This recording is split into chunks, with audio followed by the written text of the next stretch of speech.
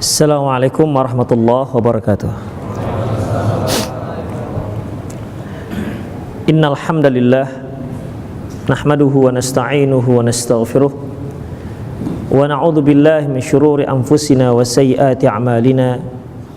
May yahdihillahu fahuwal muhtadi wa may yudlil falan tajida lahu waliyyan mursyida. Asyhadu an la ilaha illallah wahdahu la syarika lah wa ashhadu anna Muhammadan abduhu wa rasuluhu alladzi la nabiyya ba'dah. Wa qala Allah subhanahu wa ta'ala, ya ayyuhalladzina amanu taqullaha haqqa tuqatih wa la tamutunna illa wa antum muslimun. Ya ayyuhalladzina amanu taqullaha wa qulu qawlan sadida yuslih lakum a'malakum wa yaghfir lakum dhunubakum wa may yuti'illaha wa rasulahu faqad faza fawzan 'azima. Ya ayyuhan nasu taqu rabbakumul ladzi khalaqakum min nafsin wahidah wa khalaqa minha zawjaha wa batha minhuma rijalan katsiran wa nisaa'a wattaqullaha alladzi tasaaluna bihi wal arham innallaha kana 'alaikum raqiba. Amma ba'du, inastaqal hadithi kitabullah wa khairal hadi hadi Muhammad sallallahu alaihi wasallam wa syarrul umur muhdatsatuha wa kullu muhdatsatin bid'ah wa kullu bid'atin dhalalah wa kullu dhalalatin finnar. Kaum muslimin dan kaum muslimat rahimani Allah wa iyyakum. Upaya dalam mengikhlaskan amalan. Apabila kita bicara masalah ikhlas, tentu masalah ini masalah yang sudah sangat sering kita dengar dan kita bahas. Masalah yang sangat penting terkait dalam setiap tindak tanduk dan aktivitas seorang manusia. Dan ini juga terkait dengan nilai daripada setiap aktivitas yang dilakukan oleh setiap umat manusia, terutama seorang muslim. Innamal a'malu binniyah wa innama likulli imri'in ma nawa. Sesungguhnya setiap amalan itu ada niatnya, disertai dengan niat. Dan masing-masing orang sesuai dengan apa yang dia niatkan. Mengucapkan kalimat ikhlas sangatlah ringan, tapi tentunya tidak seringan dalam mengamalkannya. Sufyan Ats-Tsauri pernah mengatakan, tidak ada perkara yang paling sulit aku benahi seperti membenahi masalah niat.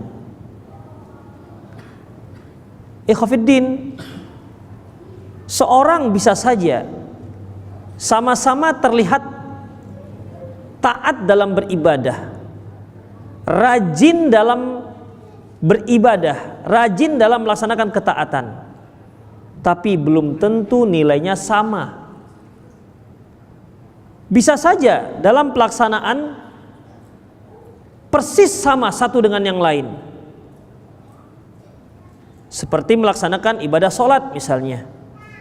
Karena Rasulullah sallallahu alaihi wasallam menyatakan, "Shallu kama ra'aitumuni usalli." Salatlah kalian sebagaimana kalian melihat aku salat. Persis sebagaimana yang dilakukan oleh Rasulullah sallallahu alaihi wasallam dalam aktivitas salatnya. Tapi ketahuilah, bisa saja dua orang yang aktivitasnya sama persis dalam melaksanakan ibadah, tapi nilainya bisa berbeda jauh antara timur dan barat. Itu dikarenakan apa? Dikarenakan niat yang ada dalam hatinya, kadar keikhlasan yang ada dalam hatinya. Ikhwati fiddin rahimanallahu wa iyyakum.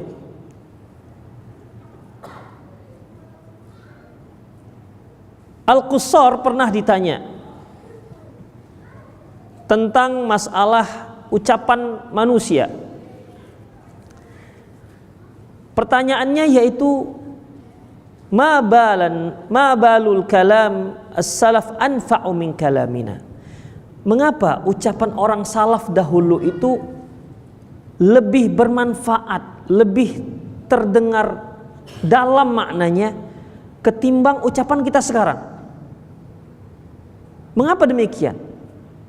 Kemudian beliau menjawab, li'annahum yatakallamu li'izzatil Islam. Karena memang mereka ketika bicara itu, mereka niatnya untuk mengizahkan Islam, untuk kemuliaan Islam.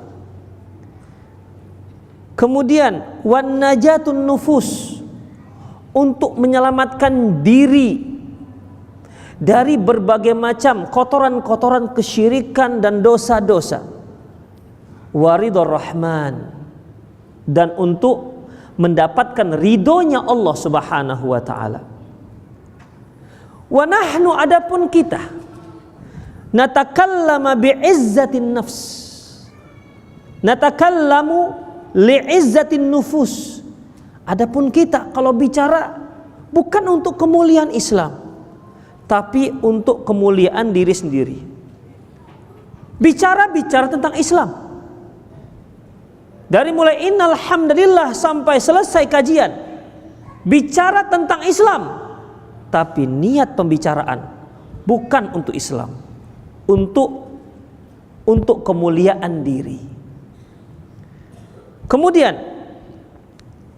wa talabud dunya, untuk mendapatkan dunia, waridul khalq, dan untuk mendapatkan ridho makhluk.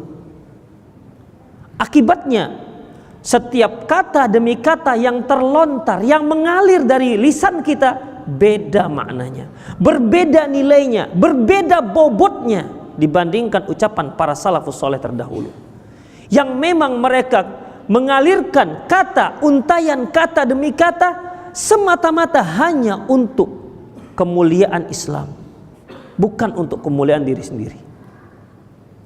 Ikhwati fiddin rahimani Allah wa iyyakum. Ternyata bobot pembicaraan, ya, itu terkait juga dengan niat seseorang. Karena ikhwati fiddin rahimani Allah wa iyyakum, bukankah Rasulullah sallallahu alaihi wasallam pernah bersabda, ala inna fil jasadil mudghah, ketahuilah bahwasanya di dalam hati, di dalam jasad seseorang itu ada mudghah, segumpal daging. Idza fasadat fasadal jasadu kulluh, kalau rusak nih, rusaklah semuanya. Wa idza saluhat saluhal jasadu kulluh, tapi kalau bagus, semuanya jasad menjadi bagus. Ala wahyal qalb, itu adalah hati. Dia itu adalah hati. Orang yang senantiasa ikhlas dalam aktivitasnya sehari-hari, hatinya suci. Kalau hati seorang suci, semua akan menjadi suci. Semua tutur kata yang keluar dari lisannya, yang mengalir dari mulutnya adalah tutur kata yang memang suci dari nurullah subhanahu wa ta'ala. Ikhwati fiddin rahimani Allah wa iyyakum. Memang untuk ikhlas bukan perkara mudah. Bukan perkara mudah. Dan itu sama-sama kita akui, tidak mudah. Tapi tentunya ikhwati fiddin, kita tetap berusaha untuk senantiasa mengikhlaskan setiap amalan-amalan yang kita lakukan. Jangan sampai kita itu berputus asa. Jangan sampai berputus asa. Para ulama memberikan tips-tips, kiat-kiat bagaimana caranya agar kita bisa berusaha untuk senantiasa mengikhlaskan amalan-amalan yang kita lakukan. Jangan sampai kita putus asa. Karena bagaimanapun ikhwati fiddin, Allah Subhanahu wa ta'ala firman, wala tai'asu mir rauhillah, janganlah kalian itu putus asa dengan rahmat Allah. Innahu la yai'asu mir rauhillah illal qaumul kafirun, sungguhnya tidak ada seorang pun yang putus asa atas rahmat Allah kecuali mereka adalah orang-orang kafir. Kalau kita terus berusaha untuk mengikhlaskan diri, dan Allah Subhanahu wa ta'ala tahu akan usaha kita, akan kesungguhan kita, Allah telah memberikan janji, walladzina jahadu fina lanahdiyannahum subulana. Mereka yang berusaha di jalan kami, bersungguh-sungguh di jalan kami, kami akan beri dia petunjuk, kami akan beri dia tunjuk hidayah dalam jalan kami. Hanya untuk orang-orang yang bersungguh-sungguh, ikhwatiddin. Bukan untuk orang yang main-main, untuk orang yang bersungguh-sungguh. Kalau kita bersungguh-sungguh, insya Allah Allah akan mudahkan apa yang kita inginkan. Apalagi kita ingin mengikhlaskan setiap amalan yang merupakan nilai pokok dari setiap aktivitas yang kita lakukan. Ikhwati fiddin, rahimani Allah wa iyyakum. Ada satu kisah yaitu seorang raja. Dia mau bangun masjid megah di kerajaannya, dan dia tidak mau ada seorang pun yang membantu biaya untuk pembangunan masjid tersebut. Dia mau dia sendiri yang bangun masjid tersebut, dan seluruh biayanya dari dirinya, dia yang nanggung. Setelah masjid megah berdiri, dituliskanlah masjid tersebut dengan nama si raja. Pada satu malam, ikhwatiddin, si raja ini bermimpi bahwasanya turun malaikat dari langit dan mengusap nama si raja, menghapus nama si raja, dan mencantumkan nama seorang wanita tua, diganti. Terbangun si raja.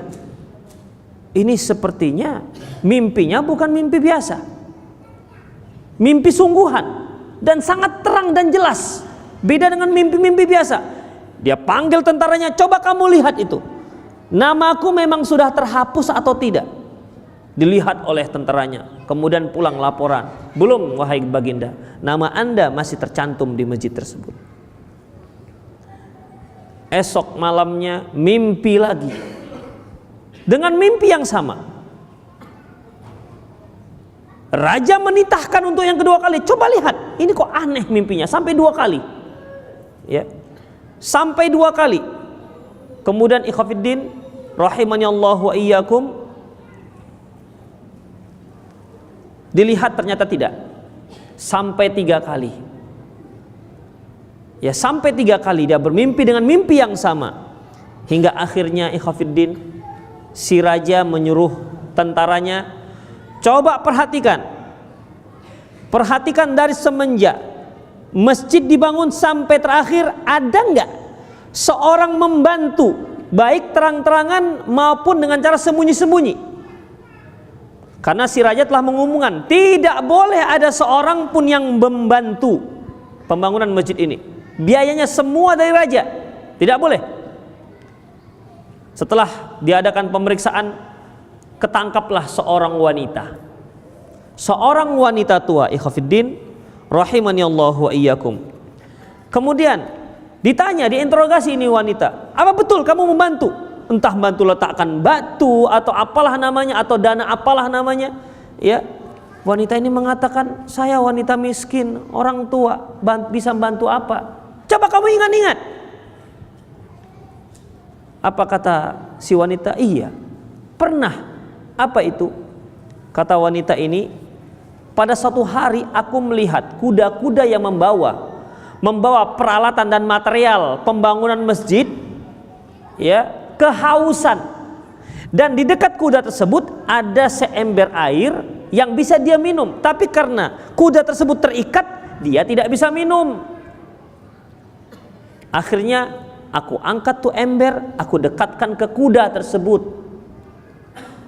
Aku dekatkan ke kuda tersebut dan kuda itu pun minum. Hanya itu, wahai tuanku, tidak ada yang lain. Apa kata si raja? Ini dia penyebabnya. Ya. Akhirnya si raja membuat keputusan, aku yang membangun ini rumah Allah Subhanahu wa taala, tapi karena ketulusan kurang, Allah Subhanahu wa taala tidak terima amalanku. Si wanita ajus, wanita tua, hanya dengan menggeserkan air dari tempatnya ke tempat kuda, dengan ketulusan hati, Allah Subhanahu wa taala terima amalannya. Bayangkan ikhwatiddin, akhirnya raja buat keputusan hapus namanya dan diganti dengan nama wanita tua tersebut. Permasalahannya ikhwatiddin masalah keikhlasan, ketulusan. Ya. Seorang membangun mungkin masjid sekian tingkat, sekian mewah, belum tentu ada nilainya. Belum tentu ikhwatiddin. Kenapa? Terkait dengan niat, terkait dengan keikhlasan, terkait dengan ketulusan. Itulah yang membuat nilai amalan kita menjadi luar biasa. Mengapa Rasulullah SAW mengatakan, la tasubbu ashabi, jangan kalian cela sahabatku. Fawalladhi nafsi Muhammadin biyadi, demi zat yang jiwa Muhammad ada di tangannya. Lau anfaqa ahadukum anfaqa ahadukum dhahaban misla Uhudin, seandainya salah seorang kalian berinfak emas sebesar gunung Uhud, ma balagha mudda ahadihim wala nasifah, sungguh tidak akan bisa menyamakan infaknya para sahabatku satu mud ataupun setengah mud gandum.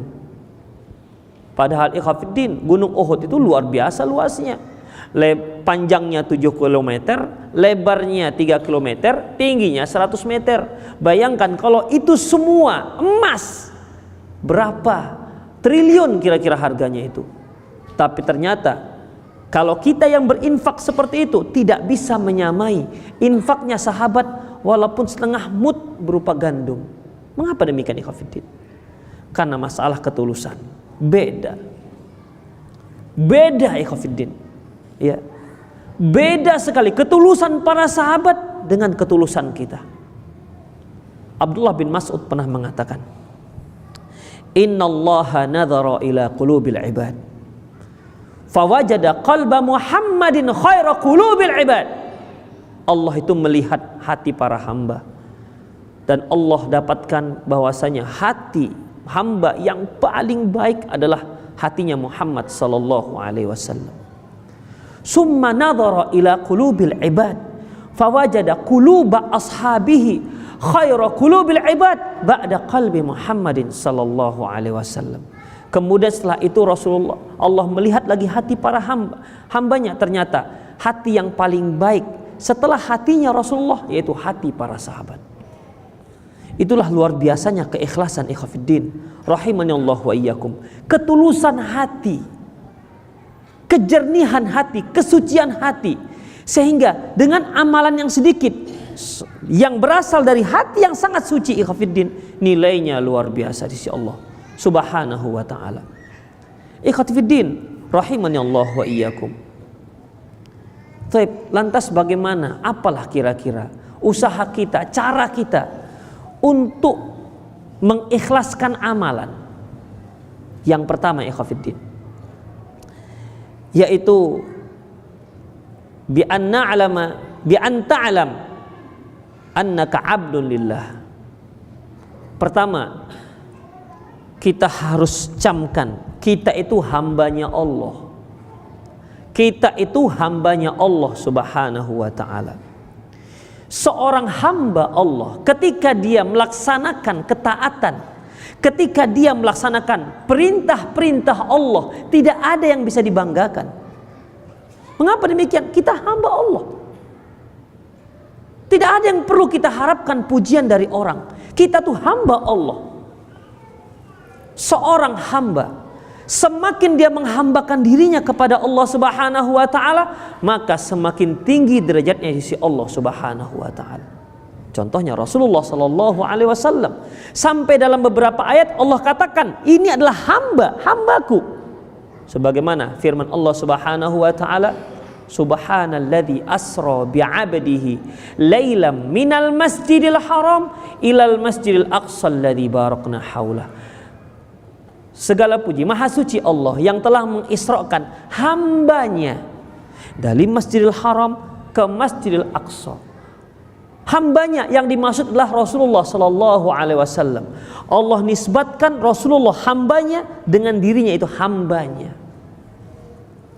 Allah Subhanahu wa ta'ala juga menyebutkan wa in kuntum fi raibim mimma nazzalna ala abdina fa'tu bi suratim mim mithlih.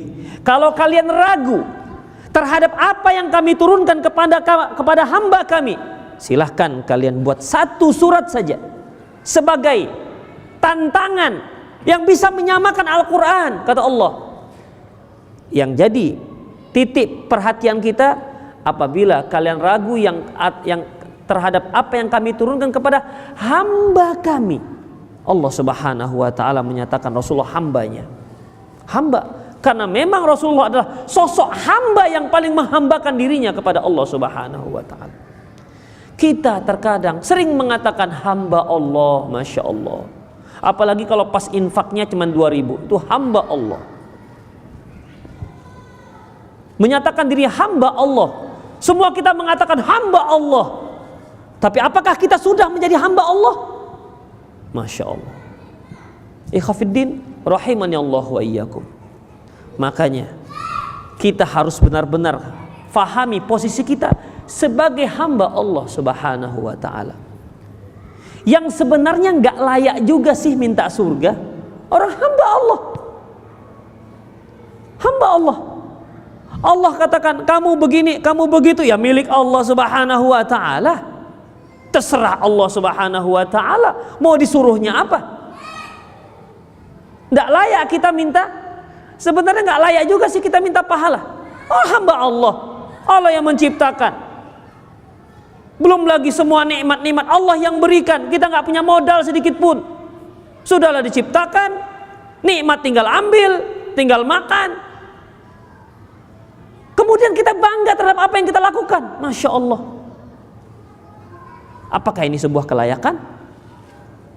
Apa yang kita banggakan jadinya? Kita tuh hamba Allah. Oleh karena itu Khafiddin rahimanallahu wa iyyakum, camkan. Pertama, bahwasanya kita itu hambanya Allah. Tapi subhanallah, Allah Subhanahu wa ta'ala cinta dengan hambanya. Sudah didurhakai, sudah dibuat syirik, kesyirikan, sudah berbuat maksiat, masih saja Allah beri rahmat, Allah beri nikmat. Bahkan sudah berani-berani mengatakan diri sebagai Tuhan, tetap Allah beri nikmat. Insyaallah. Itulah Allah Subhanahu wa ta'ala. Yang kalau kita digitukan, Masya Allah, kita digitukan, ya, kita setiap hari mensubsidi seseorang, tiba-tiba dia mengkhianati kita, jangan harap besok penyet kita buat. Maaf Pak, tiada maaf bagimu. Kenapa? Kamu sudah mengkhianati saya. Sudah bertahun-tahun kamu saya biayai, sekarang kamu khianati saya. Masya Allah. Itu kita, ikhwafiddin. Kita, ya, itulah kita. Manusia itu zoluman, jahula, sudahlah zalim, jahil lagi. Itulah manusia. Oleh karena itu ikhwafiddin, makanya kalau kita perhatikan, memang nggak layak juga sih kita membangga-banggakan apa yang telah kita lakukan. Nggak layak. Tapi Allah berikan kita supaya kita semangat, Masya Allah ya, semangat beramal. Kamu puasa, kenapa? Tuh, ku kasih surga ntar. Kamu sholat, nanti tuh kasih surga. Kamu begini, nanti akan aku lipat gandakan. Sampai seperti itu Allah memperlakukan kita. Ya. Padahal kalau Allah nggak kasih juga nggak ada apa-apa. Kalau katakan kamu sholat, nggak ada pahala-pahala, nggak ada surga, sholat aja, gimana? Bisa nggak? Ya bisa. Kalau nggak aku pencet kamu. Bisa, ikhwafiddin. Tapi Allah tak seperti itu. Ya. Rahmat Allah, kasih sayang Allah kepada kita itu sangat luar biasa. Tuh, dah sholat kamu, ntar saya kasih pahala, ntar surga. Tuh, surga aku berikan semua fasilitas istana, bidadari, taman-taman, apa yang kamu minta ambil. Itu kalau kamu taat udah. Padahal juga kalaupun kita taat, Allah juga nggak untung, Masya Allah, nggak untung Allah itu, ya, nggak perlu Allah dengan ibadah kita itu. Ketika Allah Subhanahu wa ta'ala mengatakan, wa ma khalaqtul jinna wal insa illa liya'budun, tidak aku ciptakan jin dan manusia kecuali untuk beribadah kepadaku, kita ibadah kepada Allah Subhanahu wa ta'ala, Allah nggak untung, kitanya yang untung. Kalian ibadah, silahkan lakukan. Kalau sudah kalian lakukan, ini surga menanti. Kalau kalian nggak lakukan, neraka. Aku nggak ada untungnya bagi Allah Subhanahu wa ta'ala. Itulah ikhwafiddin. Kalau kita camkan masalah ini, yang pertama ini, kita itu sebagai hamba Allah, tidak ada yang bisa kita banggakan, tidak ada, ya. Kita nggak ada yang bisa kita banggakan. Apalagi kalau kita melihat asalnya dari apa kita, terus nanti akhirnya juga jadi apa. Asalnya dari apa namanya, air, yang wallahi seandainya air tersebut ada di meja ini, semua orang akan merasa jijik. Punya siapa ini kececeran? Pasti itu ikhwatiddin. Apalagi sampai kececeran di masjid, itu akan dicari-cari itu orangnya. Siapa gak sopan ini, menyecer-nyecerkan ini? Padahal semua kita berasal dari air itu. Itu ikhwatiddin. Kemudian besar-besar menjadi orang gagah yang cantik, jelita, manis, dipandang mata, akhirnya mati. Toh jadi tanah, jadi bangkai. Secinta-cintanya kita dengan istri kita, kalau dia sudah meninggal dan dia datang lagi, kita nggak akan terima. Nggak akan terima. Datang dia malam-malam, bang, saya datang lagi bang, maaf dek, nggak terima. Nggak terima. Kenapa? Ikhwatiddin rahimanallahu wa iyyakum. Karena sudah berbeda alam. Kita sebagai hamba Allah Subhanahu wa ta'ala, ya, ingat, hamba Allah, bukan siapa-siapa. Yang kedua, ikhwatiddin rahimanallahu wa iyyakum, upaya untuk mengikhlaskan amalan, ikhfaul amal. Berusahalah kalau kita bisa amalan yang kita lakukan disembunyikan, dirahasiakan. Kalau memang bisa dirahasiakan, rahasiakan. Karena ikhwatiddin, kalau kita melakukan satu amal dengan terang-terangan, ya kita tidak tahu, mungkin awalnya kita ikhlas. Ketika kita mendapat pujian dari orang, nggak sanggup hati kita menerimanya. Ketidaksanggupan itu akan memunculkan, ketidaksanggupan itu akhirnya membuat muncul ujub. Makanya usahakan dirahasiakan. Jika memang amal tersebut bisa dirahasiakan, tapi kalau tidak bisa, wajib untuk dilaksanakan walaupun orang lain mengetahuinya. Ikhwati fiddin rahimani Allah wa iyyakum. Rasulullah sallallahu alaihi wasallam pernah bersabda dalam sebuah hadis yang sangat terkenal, sab'atun yudhilluhumullahu fi dhillih yauman la dhilla illa dhilluh. Ada 7 orang yang Allah naungi mereka ini di bawah arasnya, di bawah naungan Allah, di saat tidak ada naungan kecuali hanya naungan Allah Subhanahu wa ta'ala. Di antaranya ikhwatiddin, rajulun tasaddaqa bi sadaqatin fa akhfaha hatta la ta'lamu shimaluhu ma tunfiqu yaminuhu. Seorang yang berinfak dan dia rahasiakan infaknya, sampai-sampai saking rahasianya tangan kirinya tidak mengetahui apa yang diinfakkan oleh tangan kanannya. Sampai seperti itu. Ya. Gunanya untuk apa ikhwatiddin? Supaya kita itu bisa lebih mudah untuk ikhlas. Itu dia. Lebih mudah untuk ikhlas. Kemudian apalagi ikhwatiddin rahimanallahu wa iyyakum. Contoh lain, sebuah kisah, yaitu Maslamah bin Abdul Malik. Maslamah bin Abdul Malik ini adalah seorang jenderal perang, pasukan perang yang diutus untuk mengalahkan Romawi. Karena waktu itu orang-orang Romawi dikepung oleh kaum muslimin dan mereka berada di dalam sebuah benteng yang sangat tinggi. Benteng yang sangat tinggi, luar biasa kokoh. Dan itu menyulitkan kaum muslimin untuk menyerang dan mengalahkan mereka serta menaklukkan mereka. Bahkan mereka dengan mudah melempari kaum muslimin dari bawah, lempari. Kalau ada nyerang, lempar. Kenapa? Mereka di atas.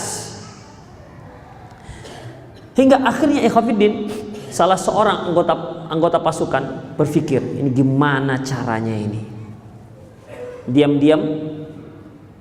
Diam-diam pada malam hari dia dekati pintu benteng tersebut. Dia lobangi. Sudah. Hingga akhirnya berhasil dia buat lubang. Kemudian keesokan harinya di saat kaum muslimin mau menyerang ini benteng, dia masuk ke dalam benteng melalui lubang yang dia buat, dia buka pintu, ya tentunya dengan otomatis dengan mudahlah pasukan kaum muslimin masuk ke benteng tersebut. Dan terkejutlah orang-orang Romawi, karena apa? Ternyata pasukan kaum muslimin sudah berada dalam benteng dengan teriakan Allahu Akbar, Allahu Akbar. Ini dari mana mereka masuk? Setelah benteng tertaklukkan, Maslamah bin Abdul Malik bertanya, siapa yang telah membuat lubang tersebut di antara kalian? Tidak ada yang ngomong. Esoknya, saya bertanya, siapa yang sudah membuat lubang? Tidak ada. Sampai hari ketiga, wallahi, kata Maslamah bin Abdul Malik, wallahi, siapa yang telah membuat lubang tersebut, silahkan datang kepadaku pada malam hari. Kalau dia tidak ingin diketahui identitasnya. Kemudian karena sudah pakai kalimat wallahi, ini komandan pasukan ikhwatiddin. Akhirnya datanglah si pemuda tersebut dengan menutup wajahnya. Apa katanya? Karena engkau sebagai komandan kami, engkau sudah mengucapkan wallahi, maka pemuda tersebut akan datang kepada Anda. Tapi dengan syarat. Pertama, syaratnya jangan Anda suruh buka penutup mukanya. Yang kedua, jangan Anda beri dia hadiah. Kemudian yang ketiga, jangan Anda tanya namanya. Gimana? Terima nggak ini syaratnya? Diterima oleh Maslamah. Oke lah kalau begitu. Dan akulah orangnya. Kata pemuda tersebut, akulah orangnya. Tutup wajah. Kemudian dia pun dah permisi pamit dan menyelinap ke kemah-kemah tentara tersebut. Tak ada seorang pun yang tahu. Bahkan komandan pasukan pun nggak ada yang tahu. Coba seandainya tahu, tentu kan namanya sudah dielu-elukan. Oh, hebat, pahlawan, begitu kan? Ya, dia orang yang berjasa, yang telah menaklukkan. Karena jasa dialah kaum muslimin menaklukkan benteng. Namanya akan diukir dengan tinta emas dalam kitab sejarah. Lantas, apakah dia bisa ikhlas setelah itu? Apakah dia bisa menjaga hatinya? Pemuda ini tahu, ini bakal merusak pahalanya. Itu ikhwatiddin, rahimanallahu wa iyyakum. Dia benar-benar melakukannya ikhlas karena Allah, mengharapkan pahala dari Allah, tidak mengharapkan yang lain. Masya Allah, nggak perlu orang lain tahu, cukup saya dan Allah yang tahu. Sampai seperti itu. Padahal keberhasilannya itu luar biasa. Makanya ikhwatiddin, rahimanallahu wa iyyakum, upaya dalam mengikhlaskan amal, upayakan. Kalau memang kita bisa merahasiakan amalan kita, rahasiakan. Kemudian ikhwatiddin, rahimanallahu wa iyyakum,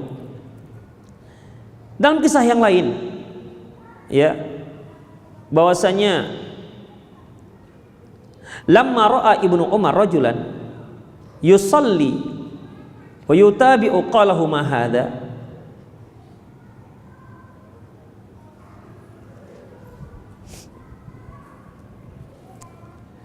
Taib. Qala Sa'id bin Jubair li ashabihi. Berkata Sa'id bin Jubair kepada sahabat-sahabatnya, ayyukum ra'al kaukab alladhi inqadda barihah. Kata Sa'id bin Jubair, siapa di antara kalian yang tadi malam melihat ada bintang jatuh? Qala Husain bin Abdurrahman. Berkata Husain bin Abdurrahman, qultu ana, aku melihatnya. Tadi malam kan aku melihat. Kemudian summa qultu, kemudian aku katakan, amma inni lam akun fis shalah walakinni ludiqtu. Adapun aku tadi malam sempat melihat bintang itu jatuh, bukan dikarenakan waktu itu aku sedang sholat, enggak, tapi waktu itu aku disengat binatang. Kan bisa ikhwafiddin, kadang-kadang begini cara setan itu masuk begini, ya. Kita mengatakan kita itu untuk menunjukkan ke orang bahwasanya kita itu tadi malam itu sholat, ya. Tadi malam itu sholat malam, tapi tidak dengan cara mengatakan saya sholat, enggak begitu, ya, enggak begitu. Misalnya apa? Tadi malam itu jam 4 ada ribut-ribut. Siapa itu ya? Nah begitu. Berarti kan jam 4 dia sudah apa? Sudah bangun. Nah, kalau yang WA biasanya pertanyaan gitu kan, Ustaz tengok jam masuknya jam 4 sebelum subuh. Tengok, oh berarti ini orang ini sebelum subuh sudah bangun. Ada trik-trik setan itu ikhwafid masuk. Dia tidak terang-terangan, tidak mengatakan saya sudah bangun sebelum subuh, enggak. Tapi dengan cara bertanya kepada sang ustaz. Jam 3:30 nanya, Ustaz, apa hukumnya begini. Masuklah SMS-nya atau ya WA-nya lah masuk ke ustaz. Ustaz, sebelum subuh.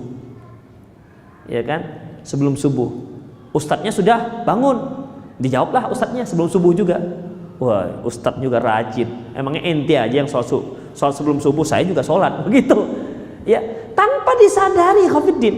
Ya, tanpa disadari. Makanya Rasulullah SAW mengatakan bahwasanya inna akhwafu ma akhafu alaikum syirkul asghar. Sesungguhnya yang aku khawatirkan dari kalian itulah syirik kecil. Kenapa ya Khafiddin? Karena dia tuh seperti semut hitam berada di atas batu hitam di malam yang kelam. Itu halus masuknya. Riya itu halus masuknya. Demikian. Kan bisa saja, bisa. Antum pahami kan?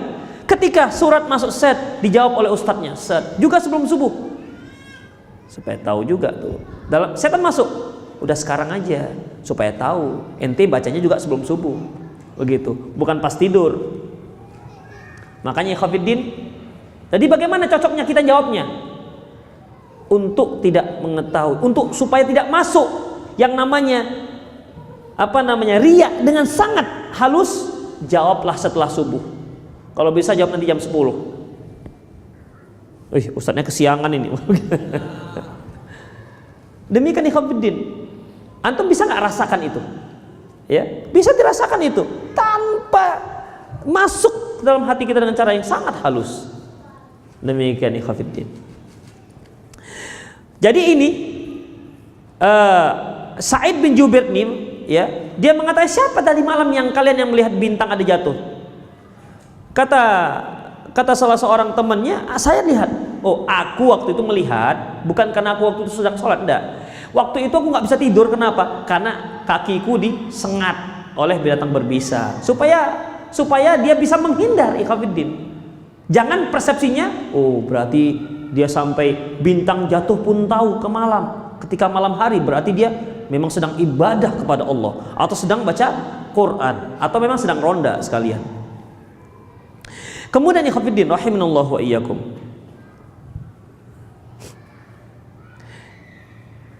wa qad kana amru Rabi' bin Haytham kulluha sirran.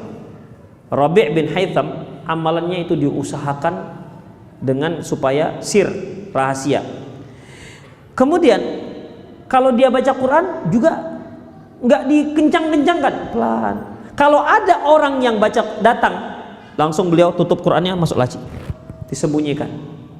Sampai-sampai ada yang berkomentar, ini orang kok nggak pernah baca Quran. Sampai seperti itu. Kalau kita dikatakan seperti itu, ente nggak pernah saya lihat baca Quran. Enak saja. Itu sudah berapa juz memangnya? Saya itu 1 hari 1 juz. Itu pun karena sakit. Kalau nggak sakit 2 juz. Biar tahu aja ente. Nah, emosi kita ketika dibilang nggak baca Quran. Padahal kalau memang kita dibilang nggak baca Quran, memang kenapa rupanya? Ya udah. Nggak penting kita kasih tahu, Khafiddin. Kadang-kadang ketika kita mengatakan nggak pernah sholat tahajud ya, mulai marah. Iya kan? Apa memang saya kalau sholat tahajud saya bilang-bilang? Padahal memang gak sholat tahajud. Itu repotnya kadang-kadang. Jadi berkelit, memang gak pernah sholat tahajud. Tapi ketika dikatakan kamu gak pernah sholat tahajud, memangnya kalau sholat tahajud saya bilang-bilang? Itu cara orang berkelit yang memang gak sholat tahajud biasanya. Demikian juga gak baca Quran. Itulah ikhwafiddin rahimani Allah wa iyyakum. Dan banyak lagi kisah-kisah. Ada lagi ikhwafiddin, ketika seorang syekh dia membaca satu di hadapan murid-muridnya, dan dia merasa pengaruh daripada apa yang dia baca, akhirnya dia pun sedih, menangis. Apa katanya? Aduh, ini pilek. Begitu, pilek. Sebab ikhwafiddin, ketika kita mengeluarkan air mata di hadapan orang ramai, itu kan perjuangannya luar biasa ikhwafiddin. Ya, memang orang mengatakan Masya Allah ini ustadznya begini, menangis di hadapan orang ramai dan seterusnya. Ya tentu kalau kitanya harus berbaik sangka. Tapi yang punya hati itu gimana? Makanya ikhwafiddin, kita tidak katakan kalau ustadz itu nangis di hadapan orang ramai berarti dia riak. Enggak kita katakan seperti itu ikhwafiddin. Kita tidak katakan seperti itu. Bisa saja dia ikhlas. Ya, bisa saja ikhlas. Dia menunjukkan bahwasanya ini merupakan kalimat dari para salafus saleh yang luar biasa maknanya sehingga dia menangis dengan kalimat-kalimat tersebut. Bisa saja dia ikhlas. Dan yang mendengar juga bisa merasakan dalamnya makna tersebut sehingga dia bisa merenungkan apa yang diucapkan. Bisa saja seperti itu. Tapi ikhwafiddin rahiminallahu wa iyyakum, yang namanya syaitan tidak akan membiarkan begitu saja. Itulah ikhwafiddin. Ya. Makanya para salafus saleh terdahulu memang sangat merahasiakan. Pada suatu hari ikhwafiddin rahimanallahu wa iyyakum, ya, di saat itu yaitu Abdullah bin Mubarak, dia seperjalanan temannya waktu itu mau perang. Ketika keduanya mau tidur, Abdullah bin Mubarak juga tidur dan dia pura-pura tidur. Tengok kawannya belum tidur. Kawannya juga begitu, pura-pura tidur juga. Tengoknya belum tidur. Sama-sama pura-pura tidur. Ketika Abdullah bin Mubarak melihat ini temannya sudah tidur, maka dia pun sholat terus sampai subuh. Ketika mau menjelang subuh dia bangunkan, bangun, sudah mau subuh. Apa kata temannya? Sebenarnya saya tahu apa yang Anda lakukan. Semenjak dari Anda mulai sholat sampai subuh, saya melihat Anda itu sedang sholat. Semenjak itu Abdullah bin Mubarak nggak cakapan dengan orang ini. Kenapa? Karena dia khawatir. Kok dia tahu? Ya, kok dia tahu? Dia berusaha untuk menyembunyikan amalannya. Itulah ikhwafiddin para salafus soleh. Cara salafus soleh merahasiakan amalannya untuk mempertahankan keikhlasan. Ikhlas itu ikhwafiddin sangat mahal. Sangat mahal dan sangat sulit. Makanya perjuangannya itu pun luar biasa. Apalagi manusia itu suka yang namanya apa? Pujian. Ya. Kalau kita sudah berjasa, kita dipuji orang, Masya Allah, kita pun ya begitu. Terasa di hati kita. Apalagi kalau dikritik orang, terasa juga rasanya. Dikritik pula. Kita sudah berjasa kok dikritik. Misalnya ini ikhwafiddin. Itulah yang namanya niat. Kemudian apalagi ikhwafiddin? Cara, banyak kisah-kisah yang di sini saya buat sebenarnya. Kemudian apalagi ikhwafiddin? An-nadhar ila a'malis salihin mimman hum fauqak. Perhatikan amalan para solehin yang terdahulu ikhwafiddin. Kalau kita perhatikan bagaimana para salafus soleh melaksanakan ibadah, sholat, memberikan infak, memberikan kebaikan-kebaikan, kita bandingkan dengan diri kita, sungguh kita tak ada apa-apanya. Ya, tak ada apa-apanya. Kita terkadang sudah rajin ke masjid, seolah-olah kita orang paling soleh di kampung kita itu. Melihat orang nggak sholat ke masjid seolah-olah mereka ini orang-orang hina. Kita lupa ikhwafiddin bahwasanya Allah yang telah memberi kita hidayah. Lihat bagaimana para salafus soleh yang terdahulu melaksanakan ibadah. Kita datang ke masjid sering terlambat. Kadang-kadang sudah takbiratul ihram masih santai jalannya, menunggu sampai ruku, kadang-kadang menunggu sampai rakaat berikutnya dan seterusnya. Padahal para salafus soleh terdahulu 40 tahun tak pernah terluput takbiratul ihram. Bayangkan ikhwatiddin. Jadi kalau kita banding-bandingkan dengan amalan kita, Masya Allah, kita ini gak ada apa-apanya. Coba kalau kita baca kisah-kisah ibadah para salafus saleh terdahulu, malu kita dibuatnya, malu. Apalagi kita mengatakan kita ingin mengikuti jejak mereka, malu ikhwatiddin. Imam Ahmad pernah mengatakan bahwasanya merasa aneh kalau ada seorang thalabul ilmi malam molor sampai subuh nggak sholat malam. Aneh Imam Ahmad. Ih, kok ada? Kita, Masya Allah, mau yang thalabul ilmi, yang para ustadz molor semua sampai subuh. Ya, begitulah ikhwatiddin. Kalau dulu itu aib. Kalau ada seorang thalabul ilmi tidak sholat malam, itu aib. Begitulah kondisinya. Maka malu kita ikhwatiddin.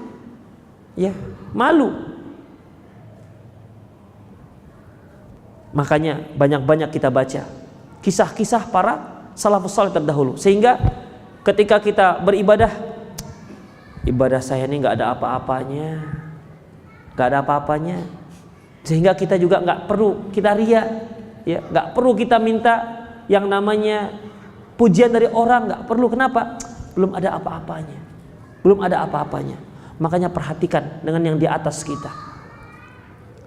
Ketika ikhwatiddin rahimanallahu wa iyyakum, kita sudah mulai rajin mengaji, ya. Lihat orang terdahulu yang ngajinya itu kalau perjalanannya mencari satu hadis bisa sebulan, ya, bisa sebulan. Kita ngaji ya kapan sempatnya, kadang-kadang sudahlah kapan sempat campur ngantuk. Itulah pengajian kita, gitulah cara kita thalabul ilmi. Kalau kita tidak lihat orang-orang sebelum kita bagaimana cara mereka menuntut ilmu, kita merasa sudah hebat rasanya. Wah, kalau saya Masya Allah, seminggu 3 kali pengajian, saya jabanin semuanya. 3 pengajian ku hadiri, thalabul ilmi, tulen. Itu merasa sudah hebat jadinya. Kenapa? Yang dia bandingkan dengan pertama yang baru ngaji, yang kedua yang nggak ngaji.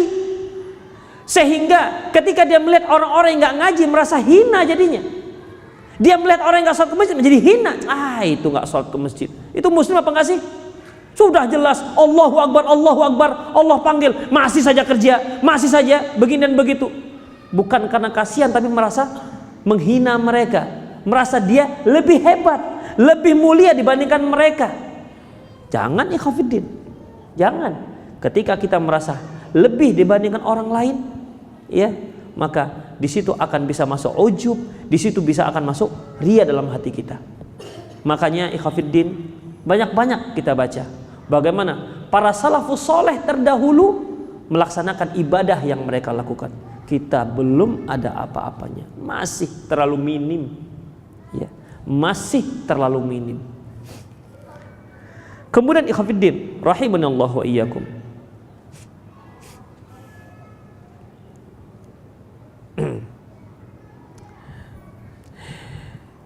berkata Sa'id bin Jubair, dakhala rajul jannah bi ma'siyatin wa dakhala rajulun nar bi hasanatin.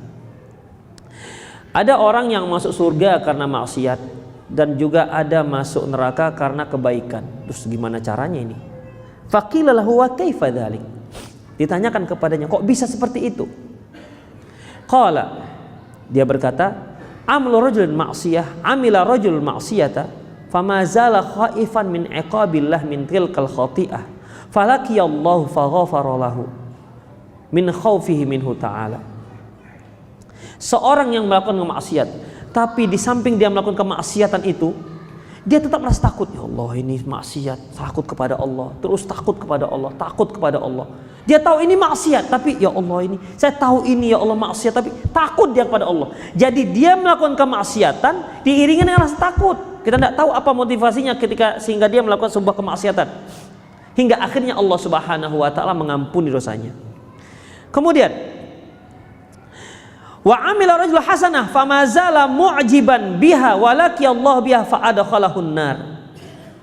Adapun seorang yang berbuat baik, dia melakukan perbuatan baik diiringi dengan perasaan ujub pada dirinya. Ujub, wah saya hebat, saya soleh, saya taat, saya ini, saya itu. Sehingga akhirnya ikhwafiddin, Allah Subhanahu wa taala masukkan dia ke dalam neraka. Insyaallah. Yang satu masukkan ke surga, yang satu masukkan ke neraka. Jadi ikhwafiddin, kalau kita melakukan kebaikan, kalau kita merasa ujub, kita merasa paling berjasa, kita ingin agar orang memuji kita, kita ingin agar jasa kita itu dihargai oleh orang lain, bisa saja kebaikan itu malah menjerumuskan kita ke dalam neraka. Bisa ikhwafiddin. Kenapa? Karena muncul rasa ujub. Apa kata Rasulullah SAW? Seandainya pun kalian tidak melakukan dosa besar, seandainya pun kalian tidak melakukan dosa besar, sungguh ada satu perkara yang lebih aku takutkan ketimbang dosa besar itu. Apa itu? Al-ujub. Ujub, bangga dengan diri, merasa diri hebat, merasa ini dan merasa itu. Begitulah ikhwafiddin. Ya, hati-hati makanya. Berbuat baiklah, tapi ikhlaskan kepada Allah Subhanahu wa taala, tidak mengharapkan apa-apa kecuali hanya mengharapkan ridho Allah Subhanahu wa taala. Kemudian apa lagi ikhwafiddin? A'azani Allah wa iyyakum. Ini ada perkataan Yahya bin Mu'adz Ar-Razi. Apa katanya? Kaifa yunjini amali wa ana baina hasanatin wa sayyi'atin. Apa katanya? Bagaimana mungkin amalanku bisa menyelamatkanku dari api neraka, sementara aku itu berada di antara kebaikan dan keburukan. Fasayyi'ati la hasanati fiha. Adapun keburukanku tidak ada sedikit pun terkandung kebaikan dalamnya. Wal hasanati makhlutatun bisayyi'ah. Sementara kebaikanku selalu bercampur dengan keburukan. Kan begitu ikhwafiddin. Kalau kita perhatikan, ketika kita mencuri misalnya, ada bercampur dengan kebaikan. Tulen itu merupakan sebuah keburukan. Tapi ketika kita sholat, bisa nggak bercampur dengan keburukan? Bisa. Ketika kita berinfak, bercampur dengan keburukan. Kadang-kadang ikhwafiddin rahimanallahu wa iyyakum, kita malu juga dengan Allah Subhanahu wa taala. Ya. Apalagi kalau kita merasa sudah baik, malu sebenarnya kita pada Allah Subhanahu wa taala. Di dalam ibadah kita, salat kita masih bercampur dengan hal-hal yang buruk. Kita salat juga, tapi khusyuk tak pernah khusyuk. Kita ibadah juga, tapi masih saja mengharapkan penghargaan dari orang. Kita taat juga, tapi masih saja mengharapkan pujian dari orang. Tapi ketika kita berbuat buruk, tak pernah ada bercampur dengan kebaikan. Makanya kata Yahya bin Mu'adz ini, bagaimana mungkin amalanku itu bisa menyelamatkan aku dari api neraka? Setiap keburukanku tak pernah bercampur dengan kebaikan, tapi setiap kebaikanku selalu bercampur dengan keburukan. Wa anta la taqbalu illa al-ikhlas minal amal. Ya Allah, Engkau tidak menerima kecuali amalan yang ikhlas. Fama baqiya ba'da hadza illa jauduka ya Allah. Maka tidak ada yang tersisa kecuali hanya kami mohon rahmatmu ya Allah, kami mohon kasihanmu kepada kami ya Allah. Sisanya, ya itulah sisanya ikhwafiddin. Jadi kalau Allah Subhanahu wa taala hitung-hitung juga amalan kita, tidak ada apa-apanya, ternyata tidak ada apa-apanya. Kemudian apalagi ikhwafiddin, kiat selanjutnya yaitu khaufu min adamil qabulihi. Ketika kita beramal baik, hendaklah kita camkan, kita renungkan, kita benar-benar takut jangan sampai amalan kita itu tertolak. Jangan sampai amalan kita tertolak ikhwafiddin rahimani Allah wa iyyakum. Sebab kalau kita ria dikit saja ditolak oleh Allah Subhanahu wa taala. Makanya para ulama-ulama kita ketika mereka setelah sholat, setelah melaksanakan ibadah Ramadan, Mereka tuh doanya selama 6 bulan, ya Allah kabulkan, terima ibadah Ramadan kami. 6 bulan. Bayangkan ikhwatiddin. 6 bulan berikutnya bagaimana? 6 bulan berikutnya mereka berdoa, ya Allah sampaikan kami pada Ramadan yang berikutnya. Kita kan nggak terfikir seperti itu. Kita ketika sudah takbiran, sudah mari menyambut hari kemenangan. Nggak tahu entah menang dari apa. Sudahlah, Allahu Akbar, Allahu Akbar. Rasa udah menang melawan apa kita nggak tahu. Menang melawan setan masih hidup, kita juga masih hidup. Menang melawan hawa nafsu, kita juga masih hidup. Hawa nafsu kita selama kita masih hidup masih ada hawa nafsu. Menang dari apa kita nggak tahu juga. Tapi seolah-olah kita sudah menangnya luar biasa. Mari menyambut hari kemenangan. Itulah yang terjadi ikhwatiddin rahimanallahu wa iyyakum. Seolah-olah sudah menang padahal dia masih ingin hidup 1000 tahun lagi. Tidak ada terfikir, ya Allah diterimakah amalan saya. Makanya para salafus saleh terdahulu ikhwatiddin seperti Hafiz Ibnu Rajab meriwayatkan dari Ma'la bin Fadl. Dia berkata, innahum kanu yad'una Allah sitata ashhur ayyataqabbalahu minhum. Bahwasanya para salafus saleh menyatakan, ya, mereka berdoa selama 6 bulan agar ibadah Ramadannya diterima oleh Allah SWT. Fudalah bin Ubaid rahimahullah pernah berkata, law anni a'lamu anna Allah taqbalu minni mithqala habbati khardal ahabbu ilayya minad dunya wa fiha. Seandainya aku tahu Allah Subhanahu wa taala menerima ibadahku walaupun hanya sebesar biji sawi, sungguh itu semua lebih aku cintai ketimbang dunia dan seisinya. Itulah para ulama-ulama kita dahulu ikhwatiddin. Yang jadi fokus dalam ibadah mereka adalah bagaimana agar amalan ini diterima oleh Allah Subhanahu wa taala. Kalau kita alhamdulillah, kalau sudah masalah kaifiyah, cara beribadah insya Allah sudah oke. Tapi masalah niat ini ikhwatiddin, ya, ini yang masih sering tarik ulur, sering kita perjuangkan. Kemudian ikhwatiddin rahimanallahu wa iyyakum, Abu Darda pernah berkata, seandainya saya mengetahui bahwasanya Allah menerima dariku 1 salat saja, lebih aku sukai daripada bumi dan seisinya. Karena Allah Subhanahu wa taala mengatakan, innama yataqabbalullahu minal muttaqin. Sesungguhnya Allah itu hanya menerima amalan orang-orang yang bertakwa saja. Kemudian ikhwatiddin rahimanallahu wa iyyakum, yang selanjutnya, Wahib bin Al-Ward pernah membaca firman Allah Subhanahu wa taala, wa id yarfa'u Ibrahimul qawa'ida minal baiti wa Ismail rabbana taqabbal minna.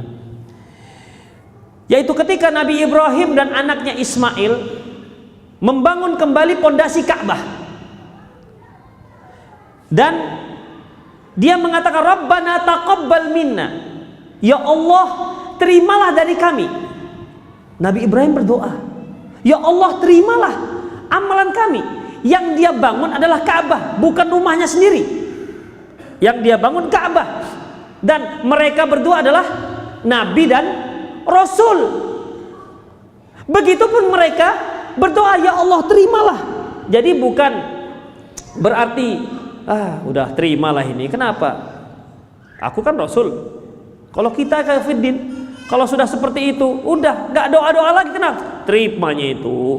Apalagi kalau Allah Subhanahu wa taala telah mengangkat Nabi Ibrahim sebagai khalilah, kekasih. Innallaha ittakhadani khalila kama ittakhadha Ibrahim khalila. Sesungguhnya Allah mengangkatku sebagai kekasihnya sebagaimana Ibrahim yang diangkat menjadi kekasih Allah Subhanahu wa taala. Kalau sudah menjadi kekasih Allah Subhanahu wa taala, dia bangun pondasi Ka'bah, tentu kesimpulannya amalannya diterima. Tapi ternyata tidak. Di sini, ya, di sini Nabi Ibrahim tidak merasa bahwasanya amalan pasti terima, tapi dia berdoa, Rabbana taqabbal minna. Ya Allah, terimalah amalan kami. Dua nabi berdoa kepada Allah Subhanahu wa taala agar amalannya diterima. Gimana dengan kita? Pernah nggak kita berdoa sungguh-sungguh kepada Allah agar amalan kita diterima? Wahib ini menangis ikhwatiddin, menangis dia. Masya Allah. Wahai Khalilur Rahman, sungguh Khalilur Rahman, kekasih Allah. Kekasih Allah yang minta berdoa kepada Allah karena khawatir nanti amalannya tidak diterima oleh Allah Subhanahu wa taala. Terus bagaimana dengan kita? Nabi Ibrahim khawatir amalannya tak diterima. Dia adalah nabi, dia adalah rasul, dia adalah rasul ulul azmi, termasuk 5 rasul ulul azmi yang dikenal kesabarannya. Dia juga sebagai Khalilur Rahman, sebagai kasih Allah, khawatir amalannya nggak diterima, sampai berdoa, ya Allah terimalah dari kami. Kita, siapa kita? Siapa kita? Itulah yang harus kita camkan, ikhwatiddin. Berarti kita harus lebih takut lagi pada Allah SWT. Harus lebih takut lagi agar amalan, jangan sampai amalan kita tidak diterima. Kemudian apa lagi, ikhwatiddin rahimanallahu wa iyyakum? Takut dengan adab Allah Subhanahu wa taala. Ini juga dapat membantu kita untuk mengikhlaskan amalan. 3 orang yang dikenal, yang ketiga-tiganya ini kalau dia lakukan dengan keikhlasan, maka tidak ada ganjarannya selain surga. Yang pertama, seorang yang mati syahid. Orang yang mati syahid, ketika dia terbunuh mati syahid, tempatnya hanya satu, yaitu surga. Apalagi seorang yang mengajarkan Al-Quran. Ini adalah orang yang terbaik, yang kata Rasulullah, khairukum man ta'allama al-Qur'an wa 'allamahu. Sebaik-baik kalian adalah orang yang belajar Al-Qur'an dan mengajarkannya. Sebaik-baik kalian, tidak ada ganjaran selain surga. Yang kalau dia baca alif lam mim, kebaikannya berapa? 30. Bayangkan ikhwatiddin, bagaimana kalau dia baca 1 juz? Tidak ada ganjarannya kecuali surga. Demikian juga seorang dermawan, tidak ada ganjaran selain surga. Tapi gara-gara masalah keikhlasan, akhirnya ketika 3 orang ini diseret ke dalam neraka jahanam. Na'udzubillah min dzalik. Kita di mana di antara yang 3? Apakah kita termasuk orang yang mati syahid? Ataukah kita termasuk orang yang dermawan? Ataukah kita termasuk orang yang belajar Al-Quran dan mengajarkannya kepada orang lain? Terus apa yang bisa kita banggakan? Sudahlah tidak termasuk yang 3, terus riya lagi. Apalah jadinya, ikhwatiddin? Apa jadinya kita ini? Termasuk golongan apa jadinya kita ini? 3 enggak? Yang 3 ini saja yang memiliki amalan yang luar biasa, akhirnya Allah jerumuskan, Allah campakkan mereka ke dalam neraka jahanam. Bagaimana dengan kita? Amalannya apa adanya, infaknya juga apa ala kadarnya, sisa-sisa harta. Apalagi mau mengajarkan orang Quran, yang hari-hari sibuk dengan dunia, tapi mengharapkan penghargaan dari orang lain. Na'udzubillah min dzalik. Kemudian ikhwatiddin, apalagi sering-sering yaitu melihat aib sendiri. Ini juga dapat menolong kita untuk senantiasa ikhlas, yaitu mutala'atul uyub. Sering-sering kita itu muhasabah bahwasanya kita itu bukan orang yang sempurna. Kita itu banyak aibnya. Ikhwatiddin rahimani Allah wa iyyakum. Rasulullah sallallahu alaihi wasallam mengatakan bahwasanya kullu bani Adam khata'. Semua anak Adam itu salah. Semua anak Adam pasti pernah salah, enggak ada yang enggak salah. Kemudian wa khairul khata'in at-tawwabun. Sebaik-baik orang yang salah adalah yang bertobat kepada Allah Subhanahu wa taala. Kemudian Sa'id bin Musayyib pernah berkata, laisa min syarifin wala alimin wala dhi fadlin illa fihi aibun. Tidak ada seorang pun, apakah dia orang alim, apakah dia orang yang mulia, ataukah dia orang yang terhormat, kecuali dia pasti punya aib. Pasti punya aib. Dengan kita senantiasa mengingat aib-aib kita, insya Allah akan lebih dapat memudahkan kita untuk mengikhlaskan amalan. Ikhwatiddin, perhatikan. Ketika kita tahu kita tuh punya aib, dan ingat-ingatlah aib kita itu. Jangan harapkan pujian orang, jangan harapkan sanjungan orang. Karena seorang itu menyanjung dan memuji kita hanya dikarenakan dia tidak tahu apa aib kita. Itu aja. Kita mungkin memuji orang. Mengapa kita puji dia? Karena kita belum tahu aib dia. Padahal dia pasti punya aib. Punya aib. Kita menyanjung seorang ustadz, fans berat dengan seorang ustadz, kita puji-puji dia, kita sanjung-sanjung dia. Kenapa? Kita belum tahu apa aib dia. Seandainya kita tahu aib dia, mungkin kita putus tuntas talak 3. Begini rupanya ustadz ini. Makanya para talabul ilmi terdahulu mereka berdoa, ya Allah, rahasiakan aib ustadz kami, rahasiakan dari kami aib guru kami. Karena kalau sudah ketahuan, ikhwatiddin, bagaimanapun mata kita memandangnya tidak dengan mata penghormatan. Kenapa? Sama aja dengan gue. Begitu jadinya, ikhwatiddin. Makanya kita yang selalu hidup di dunia ini yang punya aib, ingat-ingatlah aib kita. Kalau kita dipuji orang, sudah gak usah. Kalau dipuji semakin semangat, kalau dikritik sudah melempem, akhirnya tidak melakukan aktivitas. Kenapa? Saya percuma aja, udah capek, bukan dapat apresiasi malah dapat kritikan tajam. Masya Allah, kita itu inginnya apa sekarang? Kan kita menginginkan Allah Subhanahu wa ta'ala, bukan menginginkan harapan pujian dari orang, apresiasi orang. Mau orang apresiasi, mau tidak, itu urusan dia, bukan urusan kita. Yang penting kita berbuat baik, itu karena Allah Subhanahu wa ta'ala. Kita berbuat baik, kita yang untung. Ya. Kita berbuat baik, kita yang untung. Gak bisa kita katakan ini kalau tidak saya, mana ada. Kalau nggak saya, ini mana begini.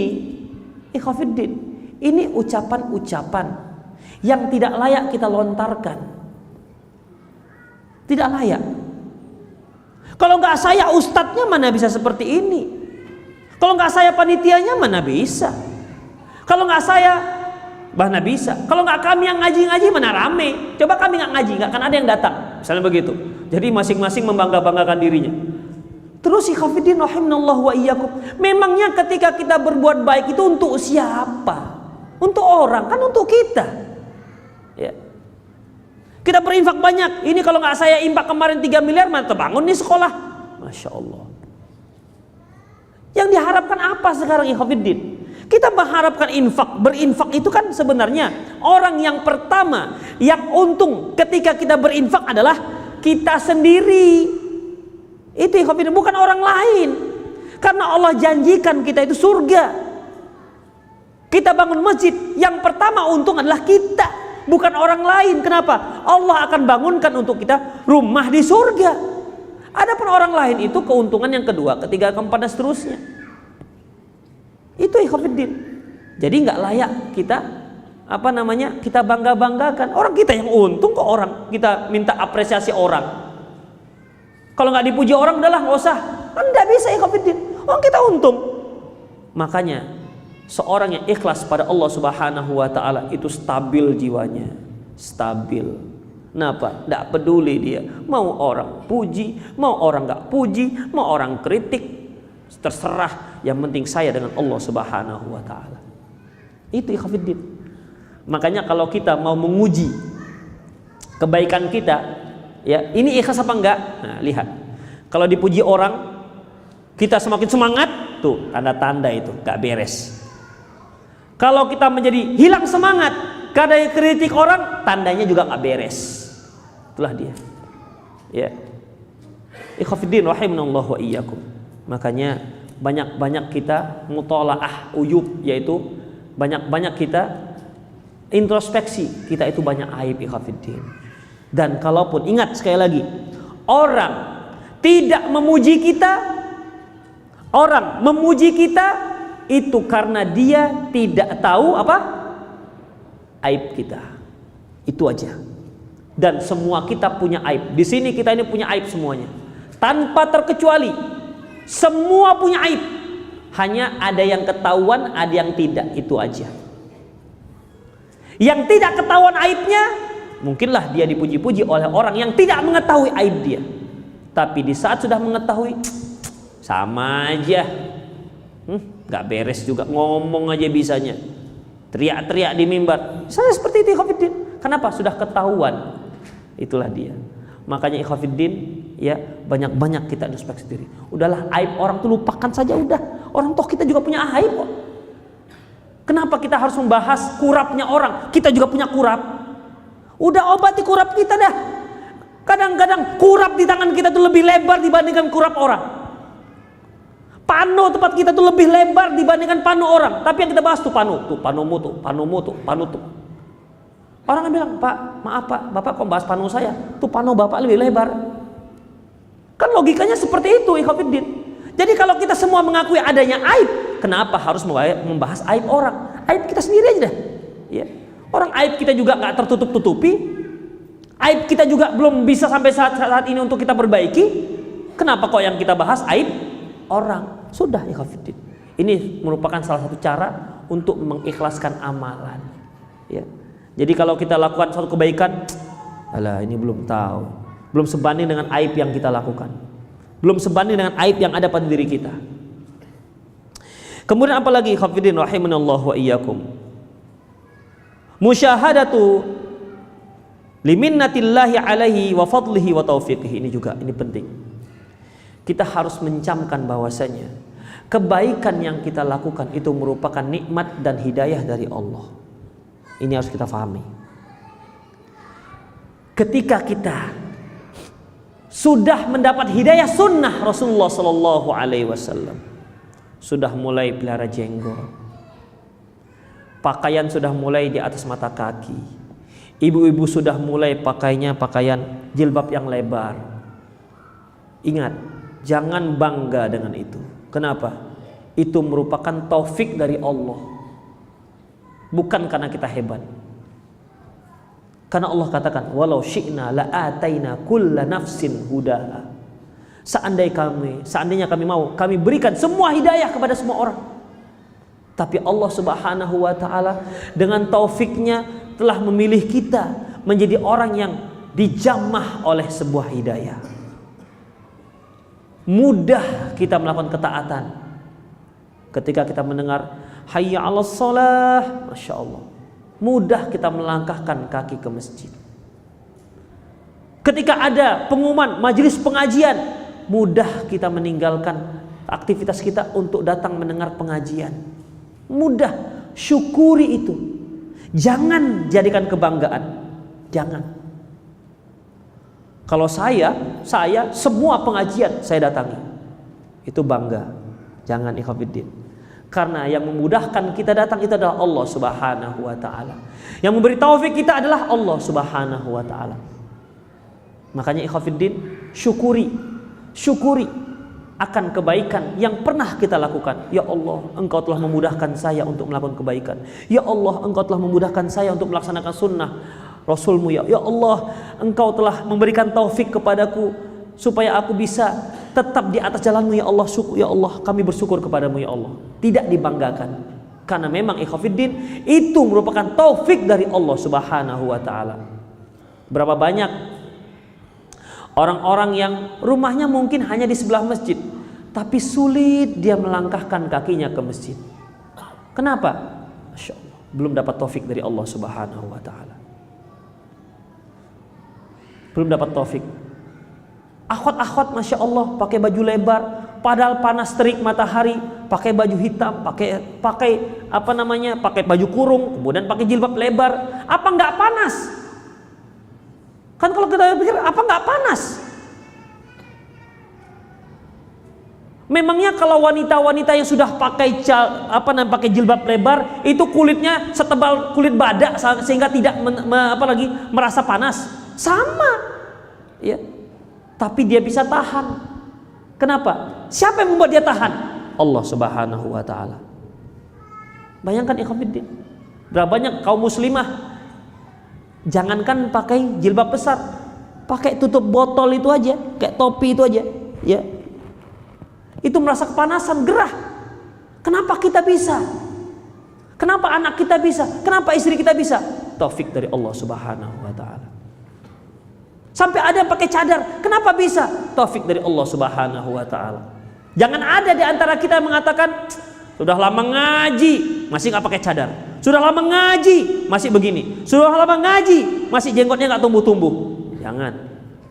Ya, itu taufik dari Allah Subhanahu wa taala. Dakwahkan dia, dakwahi, beri dia spirit. Ikhafiddin, beri dia spirit. Kita ingin dia itu ikut masuk bersama kita ke dalam surga bersama-sama. Kita ingin begitu. Karena ikhafiddin, kalau tidak dia itu akan diceret oleh syaitan masuk ke dalam neraka jahanam. Kita nggak mau itu. Ya. Kita ingin bersama kawan-kawan kita sebanyak-banyaknya, ikhwan akhwat sebanyak-banyaknya masuk berombongan ke dalam surga Jannatul Naim. Itu ikhafiddin. Jadi amalan yang kita lakukan, ingat itu merupakan taufik dari Allah Subhanahu wa taala. May yuridillahu bi khairan yufaqihu fiddin. Mereka yang Allah inginkan mendapat kebaikan, Allah akan fahamkan dia dalam agama. Ada yang sudah lama ngaji nggak paham-paham. Ya.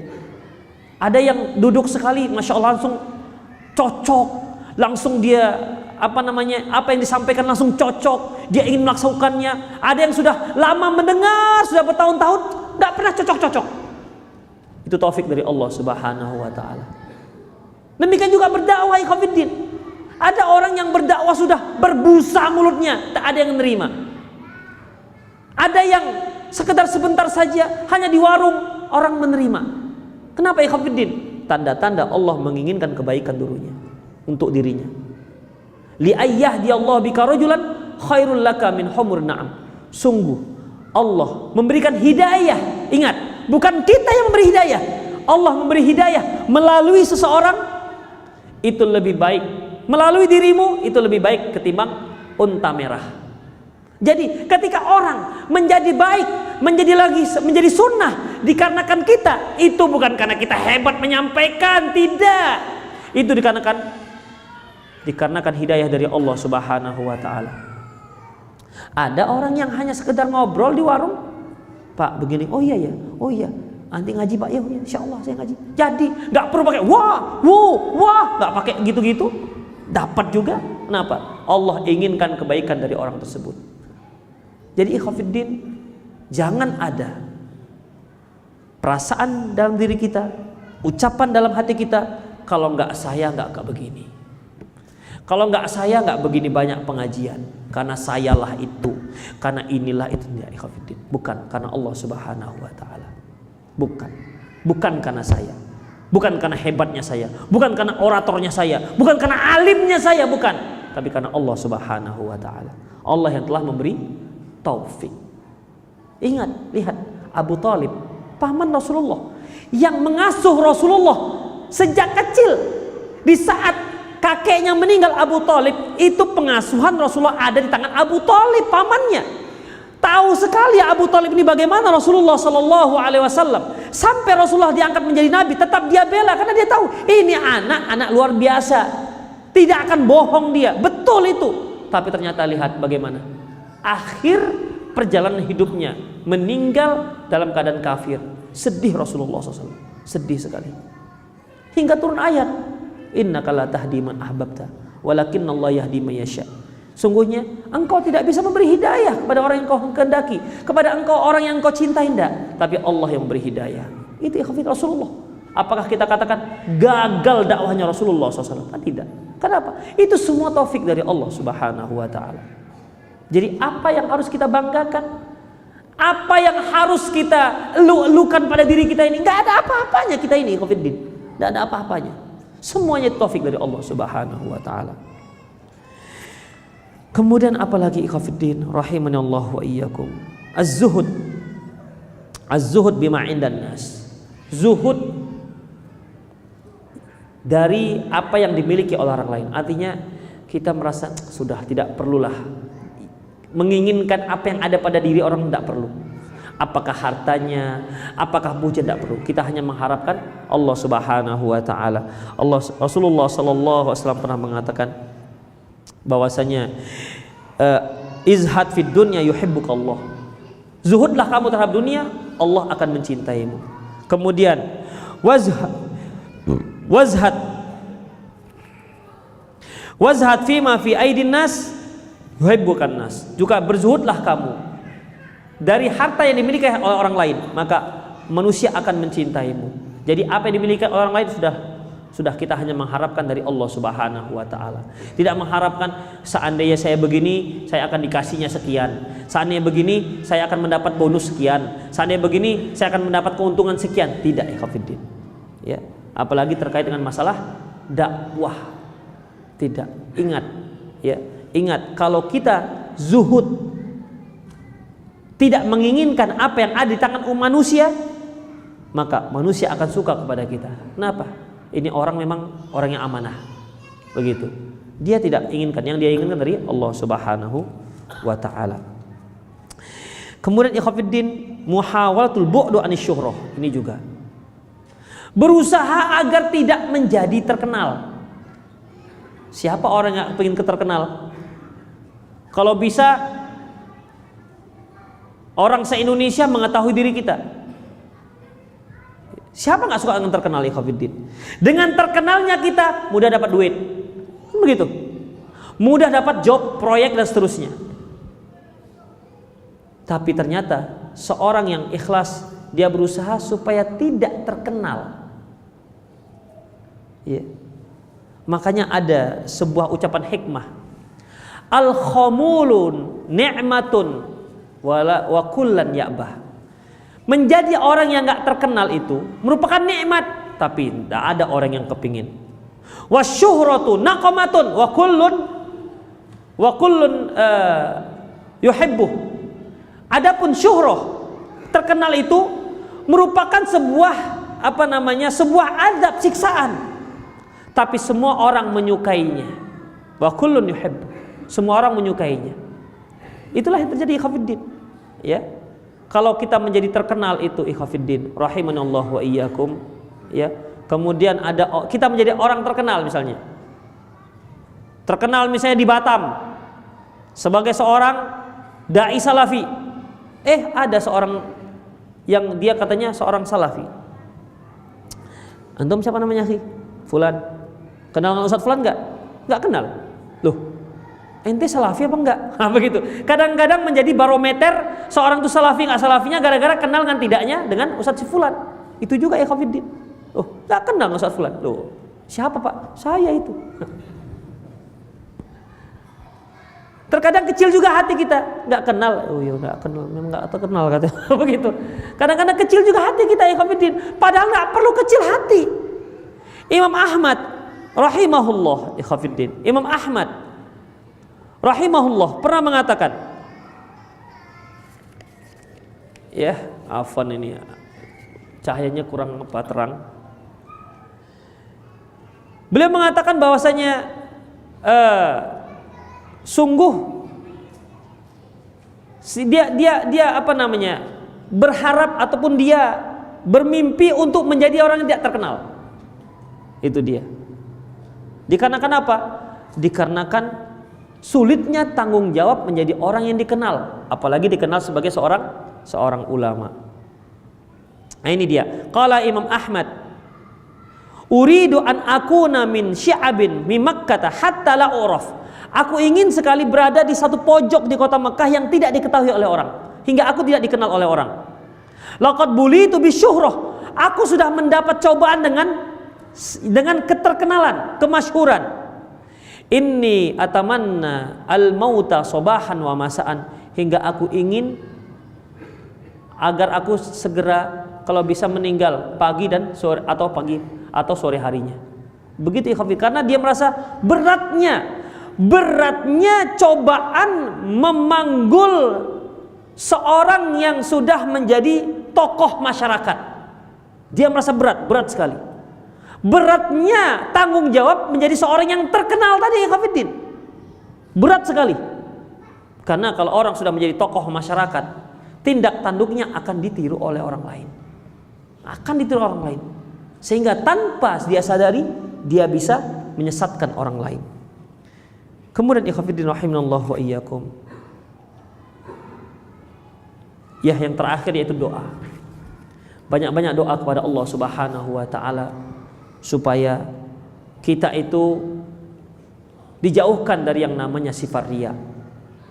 Agar Allah Subhanahu wa taala memberikan kepada kita keikhlasan, sehingga amalan kita memang benar-benar bernilai di sisi Allah Subhanahu wa taala. Itulah ikhwatiddin rahimanallahu wa iyyakum, karena waktu kita sepertinya sudah habis ya. Keterbatasan waktu kita. Jam berapa ini? 9:30. Iya. Ada hal-hal yang lain yang sebenarnya perlu disampaikan, tapi ya qadarullah ma syaa fa'ala. Ya, waktu kita sudah habis ya. Alhamdulillah, apa yang ada semoga itu dapat bermanfaat bagi kita, bagi diri kita, terutama bagi diri saya. Tentunya ikhwatiddin rahimanallahu wa iyyakum, sekali lagi masalah keikhlasan bukan masalah mudah. Masalah keikhlasan bukan masalah mudah, tapi bukan berarti tidak mungkin. Bukan berarti tidak mungkin. Tinggal bagaimana kesungguhan kita untuk berusaha mendapatkan keikhlasan yang merupakan barometer nilai amalan kita di sisi Allah Subhanahu wa taala. Itulah ikhwatiddin, aqulu qouli hadza wastaghfirullah li wa lakum wa lisal muslimin innahu wal ghafurur rahim.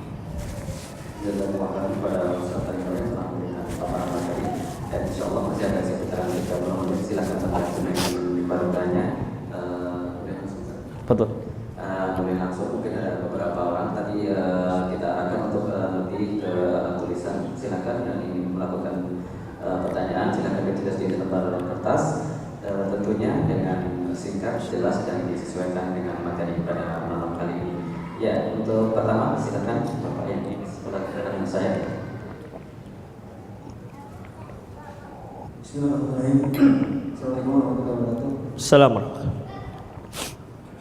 Saya nanya Ustaz, kalau memberi, saya juga pernah dengar kalau itu tujuannya untuk memotivasi gitu ya, dari kawan-kawan, karena kita ini panitia pembangunan masjid gitu. Ya.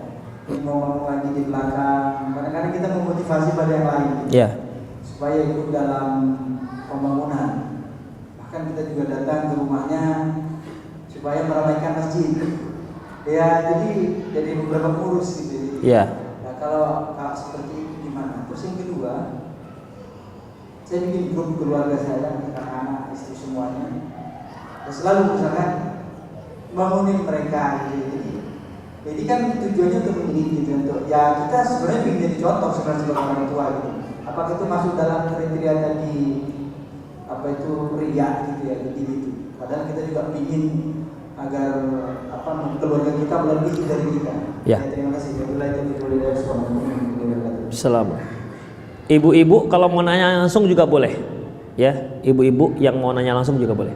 Baik, ikhwatiddin, amalan itu ada dua. Ada yang bisa dilaksanakan dengan rahasia, ada yang tidak. Seperti apa? Salat berjamaah. Gimana antum mau salat berjamaah rahasia? Mau nggak mau harus kelihatan. Salat Id misalnya, mau nggak mau itu harus kelihatan. Kalau dilaksanakan di rumah malah bermasalah dia dalam syariat. Baik. Adapun amalan yang dirahasiakan ini ada dua. Yang bisa dirahasiakan ada dua. Artinya bisa dilakukan dengan cara terang-terangan, bisa juga dilakukan dengan rahasia. Apabila ketika kita lakukan dengan terang-terangan itu dapat merusak keikhlasan kita, jangan lakukan. Itu dia. Tetapi kalau hal itu tidak merusak niat kita, malah akan memotivasi orang lain untuk ikut melakukannya, maka ini yang disebut Rasulullah SAW, man sanna sunnatan hasanatan falahu ajruhu wa ajru man amila biha. Barang siapa yang melakukan sunnah yang baik kemudian diikuti orang lain, maka dia mendapatkan pahalanya dan pahala orang tersebut. Kenapa? Kita yang telah memberi motivasi orang tersebut. Demikian ikhwatiddin. Jadi kalau kita bisa kita lakukan dengan terang-terangan. Misalnya saya berinfak 3 juta, memotivasi yang lain. Kalau gitu saya 2 juta, saya 4 juta untuk motivasi orang lain. Silahkan, tapi ingat, kita masuk nggak rianya? Kalau nggak masuk rianya, silahkan, dan kita akan mendapatkan pahala double pahala kita, ganda pahala kita dan pahala orang yang mengikuti jalan kita. Itu ikhwatiddin rahimani Allah wa iyyakum. Kemudian pertanyaan yang kedua, bagaimana kalau sikap kita itu membangunkan atau menunjukkan amalan kita kepada orang-orang yang di bawah pimpinan kita? Ikhwatiddin, ketika kita berada di depan orang-orang yang di bawah pimpinan kita, yang di bawah tanggung jawab kita dunia dan akhirat, seperti anak dan istri, ini bagaimana? Kita malah wajib untuk menjadi orang terdepan berbuat baik sebelum anak dan istri kita. Kita harus tunjukkan. Kita tidak boleh menjadi orang yang dikatakan Allah SWT, atamuruna an-nasa bil birri wa tansawna anfusakum antum tatlul kitab. Engkau suruh orang berbuat baik, engkau sendiri melupakan dirimu sendiri, sementara engkau membaca kitab. Afala ta'qilun, apakah kalian enggak punya enggak mikir? Apalagi di hadapan anak dan istri kita. Ketika kita ingin agar anak-anak kita seluruhnya, anak gadis kita, anak perempuan kita pakai jilbab, maka ibunya harus menjadi orang yang pertama yang pakai jilbab. Gak bisa kita katakan, nak pakai jilbab, mama gimana? Mama biarlah nanti tuh, payah tuh memang mamamu tuh, udah kamu aja dulu. Gak bisa ya, dia akan tiru maknya. Kita suruh anak kita, nak sana pergi ke masjid sana, sholat dengan kawan-kawanmu. Oh bapak gimana? Bapak titip salam aja dah ke imamnya, bapak sholat di rumah. Gak bisa ya, gak jadi dia. Ketika kita ingin anak-anak kita baik, kitalah orang pertama yang memegang tangannya. Ayo nak, pergi dengan bapak ke masjid, sholat ke masjid. Si ibu mengatakan, ayo nak, kita pakai jilbab. Mama lebih dahulu. Mama memberikan ibumu ini, lihat, ibu lebih dahulu memakainya. Insya Allah anak-anak kita akan menjadi anak-anak yang menutup auratnya. Itu ikhwatiddin, kita orang terdepan. Ya, terutama para suami, dialah orang yang terdepan berbuat baik. Ketika dia ingin agar keluarganya rajin baca Quran, dia harus menjadi orang yang rajin yang pertama baca Quran. Ya, tidak bisa dia orang belakangan. Itulah ikhwatiddin. Harus seperti itu, karena itu merupakan tanggung jawab kita sebagai para suami. Tanggung jawab kita sebagai seorang suami. Makanya Rasulullah katakan, muru auladakum bis salati wa hum fi sab'i sinin. Suruh anak kalian salat di saat mereka sudah berusia 7 tahun. Suruh, wajib hukumnya. Artinya apa ikhwatiddin? Kan disuruh saja Ustaz, kita kan enggak disuruh. Masya Allah, kita lebih dahulu disuruh. Kita salat dulu, baru nyuruh anak kita. Itu ikhwatiddin, rahimani Allah wa iyyakum. Ya, jadi masalah tanggung jawab itu beda. Orang-orang yang bertanggung jawab kita beda. Kita, misalnya bapak punya anak yang kuliah misalnya, di rumah dia bagus, kadang-kadang ketika dia pergi kuliah di luar kota lain, ketemu dengan teman-teman yang gak bagus, maka kita nasihati terus, nak, sholat, begitu, sholatnya bukan yang pertama, nak, gimana hasil ujianmu, jangan itu duluan, sholatnya duluan. Gimana sholatmu? Bagus, alhamdulillah. Hasil ujianmu gimana? Alhamdulillah pak. Oke, begitu. Ini kadang-kadang sholat, hasilnya gimana? Aduh pak, banyak yang F, nilai kuliah banyak yang F, saking buruknya. Gak apa-apa, yang penting kamu itu berusaha, tapi sholat jangan lupa. Nah gitu caranya, ya, sholatnya dahulu yang dikoreksi. Itu ikhwatiddin. Assalamualaikum Ustaz, ana berusaha menghafal surat-surat panjang Al-Quran agar dapat diamalkan ketika mengimami sholat berjamaah. Apakah itu termasuk sifat riya? Kalau ada maksud riya lah itu. Misalnya, kenapa? Bedanya bagaimana bedanya? Dapat kita bedakan. Ketika kita sholat sendiri baca surat panjang apa enggak? Kalau enggak baca surat panjang, ketika dia sholat sendiri enggak baca surat panjang, ketika sholat jamaah baca surat panjang, padahal sunnahnya kalau sendiri malah panjang, yang berjamaah surat pendek, berarti riya, masuk riya. Dan memang ikhwatiddin, khususnya para imam, kecenderungan itu ada, baca agak panjang dikit lah, yang macam Sudesi gitu loh bacanya, begitu kan, yang macam Munsyari itu loh. Tapi kalau sendiri, masya Allah, pilihannya cool semua. Salat tahajudnya 3 rakaat semua juga cool. Nggak ada yang dibacanya surat panjangnya. Padahal dia sudah hafal. Berarti ikhwatiddin ada nilai rianya. Itu ikhwatiddin. Dan umumnya jamaah kita di Indonesia itu masih senang dengan surat pendek. Sekarang saya tanya lah antum. Imam baca di depan, bacaannya surat Al-Baqarah setengah juz. Dengan baca Ara'aital ladzi rakaat pertama, Qul ya kafirun rakaat kedua, antum lebih suka yang mana? Ngaku aja. Itu memang sudah selera kita ya ikhwatiddin. Ya. Dan memang Rasulullah SAW katakan bagi seorang imam perhatikan yang di belakang. Di belakang itu ada yang sakit, ada orang tua. Perhatikan kondisinya. Kalau semua oke silahkan panjang, kalau nggak oke pendek-pendek saja.